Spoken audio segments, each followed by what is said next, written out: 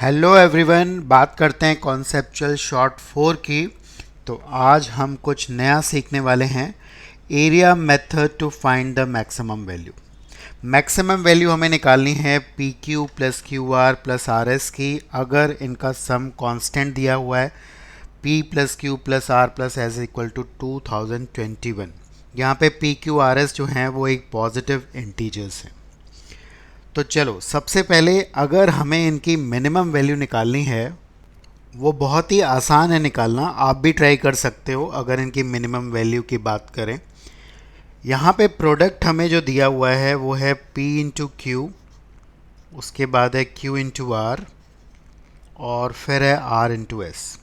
अगर कोई कंडीशन नहीं दी जाती, यहाँ पे सम जो है वो 2021 है, अगर हमें कोई कंडीशन नहीं दी जाती कि सम कितना है, तो मिनिमम इंटीग्रल वैल्यू जो पॉजिटिव हम डाल सकते थे वो 1 डालेंगे, तो उस समय पे हमारे पास मिनिमम वैल्यू आ जाएगी, दैट इज़ इक्वल टू 3।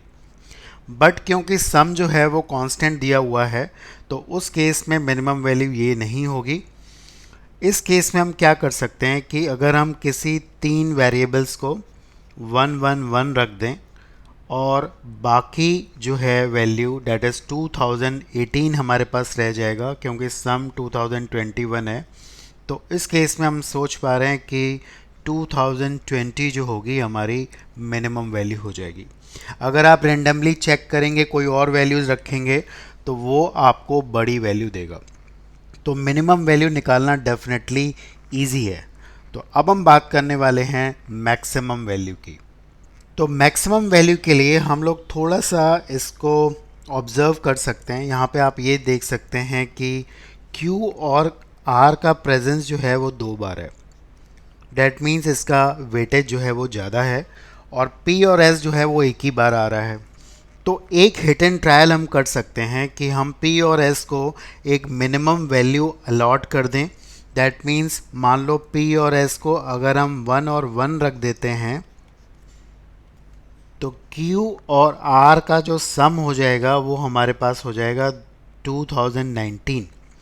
अब इस एक्सप्रेशन की वैल्यू अगर हम देखें P और S को 1 रखने के बाद, ये आ जाएगा Q plus Q R plus R.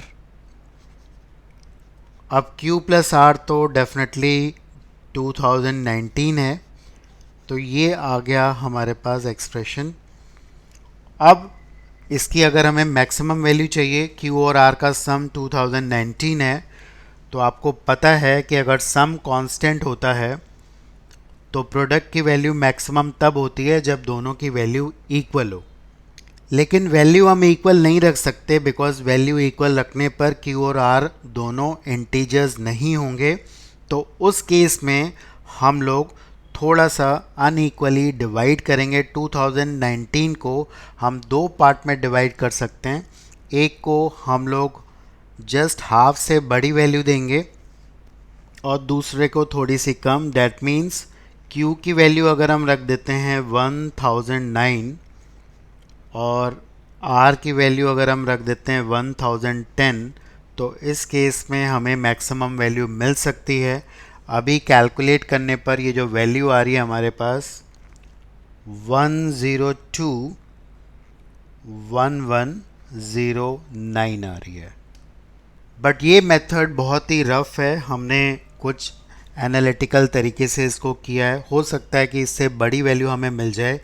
तो अब हम बात करने वाले हैं एरिया मेथड, और ये भी देखेंगे कि क्या ये वैल्यू हमारी कॉन्साइड कर रही है, उतनी ही हमें मैक्सिमम वैल्यू मिल रही है एरिया मेथड से। So this is going to be very interesting. So let us move on to the area method to find the maximum value. तो इसके लिए मैं एक रेक्टेंगल कंस्ट्रक्ट करने वाला हूँ जिसकी विड्थ और लेंथ जो है वो P और Q है। You can see this. तो इस रेक्टेंगल की एरिया है P इंटू क्यू। ये हमारा पहला टर्म है एक्सप्रेशन का, P इंटू क्यू, यहाँ पे देख पा रहे हैं आप लोग। Again we are going to construct another rectangle, एक दूसरा रेक्टेंगल बनाएंगे जिसकी एरिया होगी R इंटू क्यू। कुछ इस तरह से आप देख पा रहे हैं कि इसकी विड्थ R हमने ले ली है और लेंथ जो है वो Q है। तो इसकी एरिया हो गई r into Q, this is the second term. और फाइनली एक और रेक्टेंगल कंस्ट्रक्ट करेंगे जिसकी एरिया होगी r into S, here it is.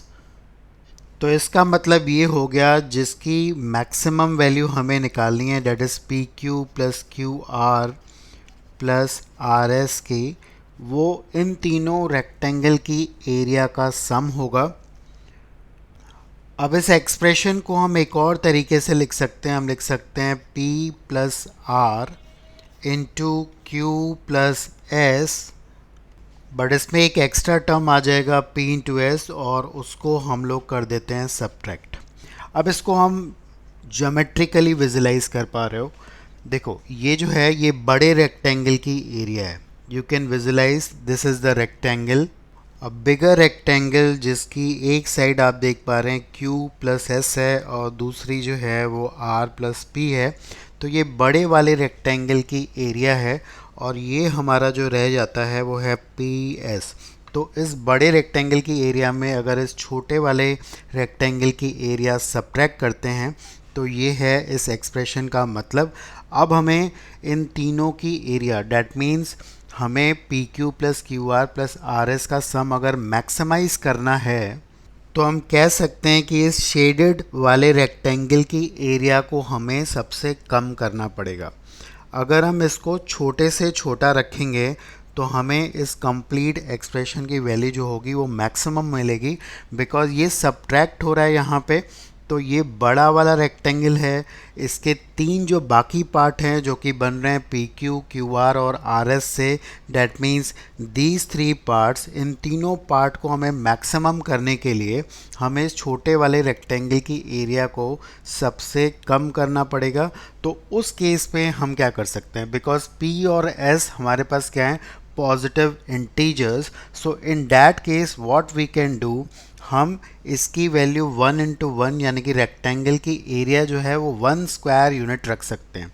उस केस में हम देख पाएंगे कि ये कुछ फिगर इस तरह से हमारा बन जाएगा और हमें इस एक्सप्रेशन की वैल्यू सबसे बड़ी मिलेगी। तो इस केस में आप देख पा रहे हैं कि ये जो रेक्टेंगल सब्ट्रैक्ट हो रहा है इसका जो लेंथ और विड्थ है दोनों 1 1 है, ये 1 स्क्वायर यूनिट का बन जाएगा और इस केस में हमें मैक्सिमम वैल्यू मिलने वाली है, बिकॉज़ ये तीनों की एरिया जो होगी वो कुल मिला के सबसे ज़्यादा होगी, सम इनका मैक्सिमम हो पा रहा है। तो ये जो एक्सप्रेशन हमारा चेंज होके आ जाएगा, बिकॉज P और Q 1 हो चुका है, P और S एक्चुअली 1 हो चुका है। तो ये एक्सप्रेशन हमारा कुछ ऐसा बन जाएगा -1। अब हमें निकालनी है इसकी मैक्सिमम वैल्यू। अब ये आसान होगा, बिकॉज P और S अगर हमारा 1 हो चुका है तो Q प्लस R की वैल्यू हमारी हो चुकी है इस केस में, बिकॉज सम था 2021 तो इनका सम हो गया है 2019 और इसकी वैल्यू हम मैक्सिमम अब निकाल सकते हैं। इफ़ यू एक्सपैंड दिस, अगर हम इसको एक्सपैंड करें तो ये हो जाएगा 1 plus R plus Q R -1, you are getting the same thing जो कि हमारे पहले वाले मेथड में था। Q प्लस आर की वैल्यू हमारे पास डेफिनेटली है 2019। अब हमें इस प्रोडक्ट यानी कि Q और R के प्रोडक्ट को मैक्सिमम करना है। And again you know it well, आप जानते हैं कि प्रोडक्ट मैक्सिमम तब होगा अगर सम कांस्टेंट है तो दोनों की वैल्यू इक्वल होगी, लेकिन यहाँ पे दोनों की वैल्यू इक्वल इसलिए नहीं हो सकती बिकॉज अगर दोनों इक्वल होंगे, दोनों इवन इंटीजर्स होंगे तो सम इवन होगा, दोनों ऑड होंगे तब भी सम इवन होगा, बट यहाँ पे सम जो है वो एक ऑड इंटीजर है। तो इस केस में हमें अगर इसका जस्ट हाफ करेंगे तो डैट विल बी 1009.5। तो हम थोड़ा सा एक को एक्सीड करेंगे, एक को बढ़ा देंगे स्लाइटली और एक को थोड़ा सा कम कर देंगे। सो इन दैट केस Q की वैल्यू हम रखने जा रहे हैं with the same concept, it is 1010 और दूसरे वाले की हम वैल्यू रखने जा रहे हैं 1009, ताकि सम जो बन जाए वो 2019 बन जाए। And you can see we will have the same answer, the maximum value will be 1021109। So this is the maximum value and I do hope, मुझे पूरी उम्मीद है कि आप इस अलग से कॉन्सेप्ट को समझ पा रहे होंगे.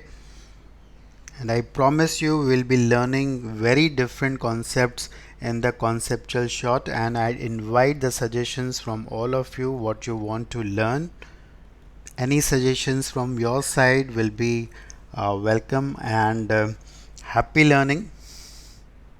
Please don't cram the results. आपको रटने की ज़रूरत नहीं है. हर एक चीज़ को कॉन्सेप्चुअली समझेंगे, पढ़ेंगे, और जितनी डेप्थ में हम जाएंगे उतना सब्जेक्ट इंटरेस्टिंग हो जाएगा. Thank you once again.